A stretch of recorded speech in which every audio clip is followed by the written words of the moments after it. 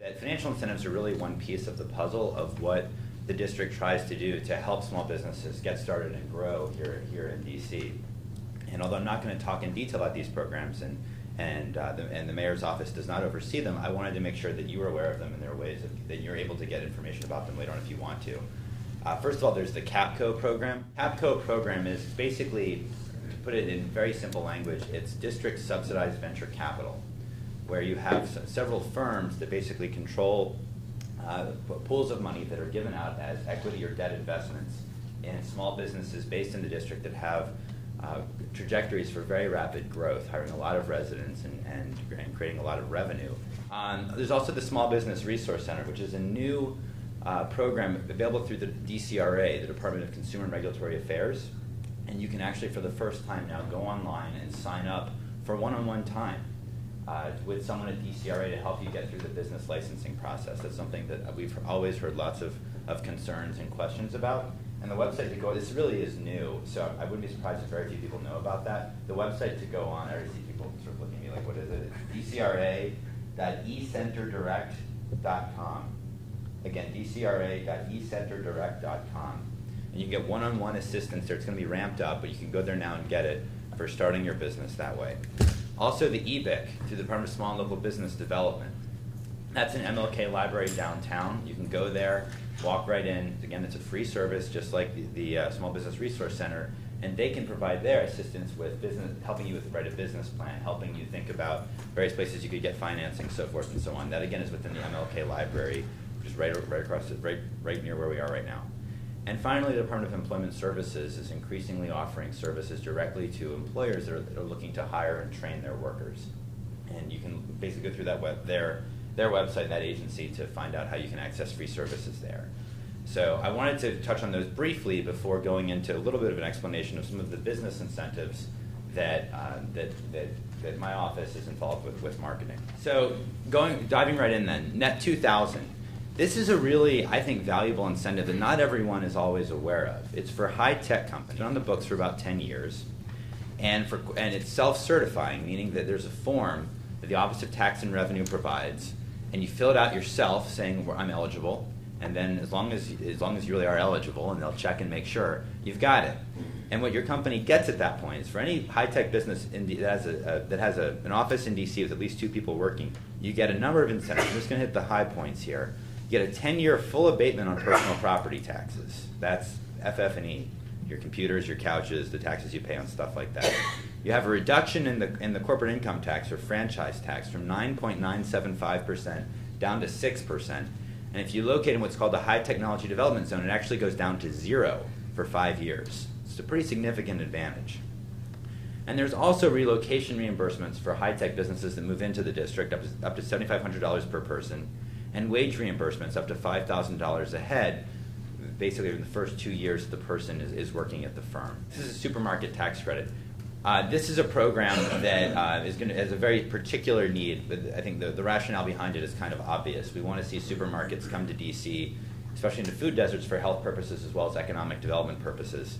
And for supermarkets that locate in an area that's eligible, and again, there's a map which I'm going to show you in a moment to see what eligible are for all these programs. You get a 10-year abatement on real property taxes, a 10-year abatement on personal property taxes, an abatement on sales and use tax during construction, and an exemption for 10 years on license fees. In other words, you're paying no taxes and fees really in general. We make it as we do as much as we can in this way to incentivize supermarkets to move into areas that need them, where the residents are looking for. The third one I want to talk about is something that's new. I wouldn't be surprised if not many people are aware of that in this room. This program's only been around for a couple months, the nonprofit tax abatement. And this program was born out of an interest to help diversify the tenant mix in emerging neighborhoods. In particular, trying to bring nonprofit organizations, make sure they don't go to Virginia, Maryland, but they're moving into some of our emerging business neighborhoods. And so this is a pilot program. It's available now.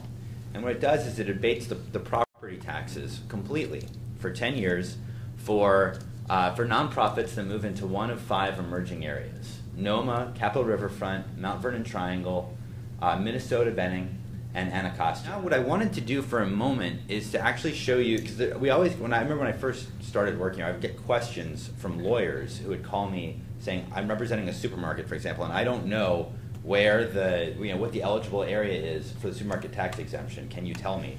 And I don't blame them. It was really confusing. So one thing that our office has done in the last year to try to make it easier to understand the eligible areas of the incentive programs is to create this, what we call the incentive mapping tool. I want to show it to you. Yeah, so this is when you go to dcbiz.dc.gov, this is what you're going to see. Then you click right on the incentive map here, and it loads. Good. And what you see here is a tool. There's a couple ways you can access this. Are we okay on time? I know I'm taking probably a little bit longer, but it's okay. Okay. So let's say there's two ways you could approach this. Let's say my colleague Derek is going to talk about H Street Northeast pretty soon. So let's say that there's a site that you're interested in. Let's say it's 601 H Street Northeast, and you're curious what incentives could be eligible there. So all you do is you type in right here, 601 H Street Northeast, click on Go.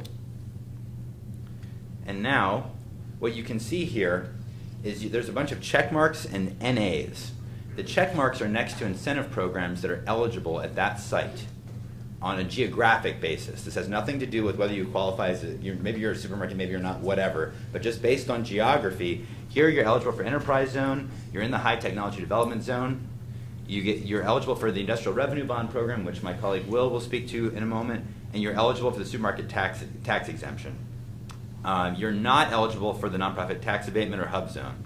So basically, this is a way, hopefully, of making it very easy for everybody in this room and your clients, if you have clients, to identify which incentives are geographically available wherever you are. Now, there's other tools here too. Like, let's say that you want to know. Excuse me, just one moment.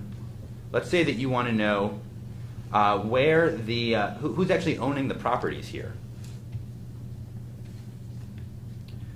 Well, you can click on this common ownership layer, and then you're going to see a whole bunch of lines here. What these lines are, you can actually click on, if this will work. Yeah, you can click on any property, and you'll see what the address is and who the owner is registered to.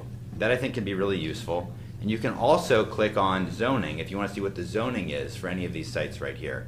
So this is our goal. Our goal here is trying to pull together information that's going to be useful to each of you, or not each of you, hopefully as many of you as possible, when you are thinking about starting a business or looking at business locations.